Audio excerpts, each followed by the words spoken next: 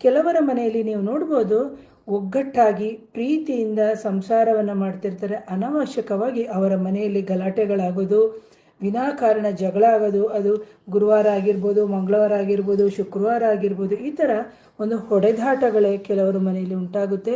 ಹಾಗೆ ಕುಟುಂಬದ ಸದಸ್ಯರು ಹೇಳದೆ ಕೇಳದೆ ಕೆಲವೊಮ್ಮೊಮ್ಮೆ ಮನೆಯನ್ನು ಸಮೇತ ಬಿಟ್ಟು ಹೋಗ್ತಾರೆ.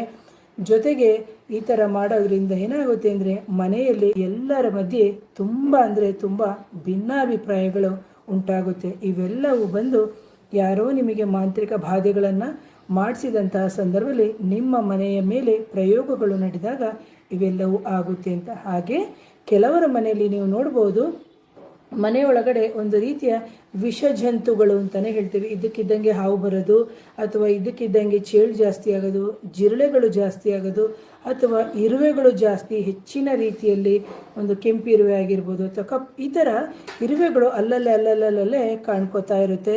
ಒಂಥರ ಕೆಟ್ಟ ವಾಸನೆಯಿಂದ ಕೂಡಿರುವಂಥದ್ದು. ಆಮೇಲೆ ಇದು ಇದ್ದಕ್ಕಿದ್ದಂತೆ ಹೆಚ್ಚಿನ ರೀತಿಯಲ್ಲಿ ಸಮೇತ ಕೆಲವರ ಮನೆಯಲ್ಲಿ ಕಾಣುವಂಥದ್ದನ್ನ ನಾವು ನೋಡ್ಬೋದು. ಹಾಗೇನೇ ಕೆಲವರ ಮನೆಯಲ್ಲಿ ಇದ್ದಕ್ಕಿದ್ದಂಗೆ ನಾನು ಹೇಳಿದೆ ಹಾಲು ಮೊಸರು ಅಥವಾ ಇದ್ದಕ್ಕಿದ್ದಂಗೆ ವಾಸನೆ ಬಂದುಬಿಡೋದು, ಇವೆಲ್ಲವೂ ಸಮೇತ ನಡೆಯುತ್ತೆ. ಇದೆಲ್ಲವೂ ಕೃತ್ಯ ದೋಷ ಅಥವಾ ಮಾಂತ್ರಿಕ ಬಾಧೆ ಅಥವಾ ನಕಾರಾತ್ಮಕ ಶಕ್ತಿಗಳ ಒಂದು ಸಮಸ್ಯೆ ಅಂತ ಹೇಳ್ತೀನಿ. ಹಾಗೇನೇ ಕೆಲವರ ಮನೆಯಲ್ಲಿ ಕುಟುಂಬದಲ್ಲಿ ಸಮೇತ ಸದಸ್ಯರಲ್ಲಿ ತುಂಬ ಭಿನ್ನಾಭಿಪ್ರಾಯಗಳಾಗೋದು, ಕೊಲೆ ಆಗುವಂಥದ್ದು, ಅಥವಾ ಅಪರಾಧ ಅಂದರೆ ಅವರು ಅಪರಾಧ ಮಾಡಿಲ್ಲ ಅಂದರೂ ಅವರ ಮೇಲೆ ಸುಮ್ಮನೆ ಅದು ಅಪರಾಧಗಳನ್ನು ಹೊರಿಸುವಂಥದ್ದು.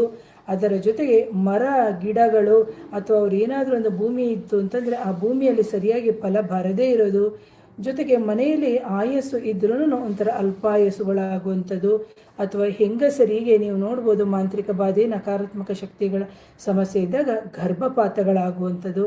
ಅದರ ಜೊತೆಗೆ ಆ ಗರ್ಭಪಾತಗಳು ಆದಮೇಲೆ ಪರಿಹಾರವನ್ನು ಮಾಡ್ಕೊಂಡಿರ್ತಾರೆ, ಮತ್ತೆ ವೈದ್ಯಕೀಯ ಚಿಕಿತ್ಸೆ ತಗೊಂಡ್ರು ಮತ್ತೆ ಗರ್ಭ ಧರಿಸದೇ ಇರುವಂಥದ್ದು, ಅಥವಾ ಪದೇ ಹೊಟ್ಟೆ ನೋವು ಬರುವಂಥದ್ದು, ಪದೇ ಮುಟ್ಟಿನ ಸಮಸ್ಯೆಗಳು ಬರುವಂಥದ್ದು, ಇವೆಲ್ಲವೂ ಕಾಣ್ತಾ ಹೋಗುತ್ತೆ. ಹಾಗೆ ಮನೆಯ ಮೇಲೆ ಒಂದು ಮಧ್ಯರಾತ್ರಿಯಲ್ಲಿ ಏನೋ ಒಂದು ಶಬ್ದ ಬರುವಂಥದ್ದು, ಗೆಜ್ಜೆ ಶಬ್ದ, ಬಳೆಗಳ ಶಬ್ದ, ಅಥವಾ ಏನೋ ಒಂಥರ ಅಗೋಚರವಾಗಿರುವಂಥ ಒಂದು ಕಪ್ಪಾಗಿ ಶ್ಯಾಡೋ ರೀತಿಯಲ್ಲಿ ಅಥವಾ ನೆರಳಿನ ರೂಪ ಅಂತ ನಾವೇನು ಹೇಳ್ತೀವಿ ಆ ರೂಪದಲ್ಲಿ ಅವರಿಗೆ ಕಾಣಿಸ್ಕೊಳ್ಳುವಂಥದ್ದು, ಇವೆಲ್ಲವೂ ಒಂದು ಅನಗತ್ಯವಾಗಿರುವಂತಹ ಒಂದು ಭಯದ ವಾತಾವರಣವೇ ಇವರ ಮನೆಯಲ್ಲಿ ಉಂಟಾಗುತ್ತೆ. ಹಾಗೆಯೇ ಪದೇ ಒಂದು ಅಪಶಕುನಗಳಾಗುವಂಥದ್ದು, ಕಾರ್ಯಗಳಲ್ಲಿ ವಿಘ್ನಗಳಾಗುವಂಥದ್ದು,